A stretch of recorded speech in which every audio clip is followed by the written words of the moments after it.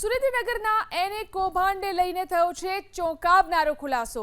લાંચની 50% રકમ કલેક્ટર સુધી પહોંચતી હોવાની વિગતો સામે આવી। આ તરફ પૂર્વ કલેક્ટર રાજેન્દ્ર પટેલ પર કાયદાનો સકંજો કસાયો। કોર્ટે રાજેન્દ્ર પટેલના 7મી જાન્યુઆરી સુધીના રિમાન્ડ મંજૂર કર્યા।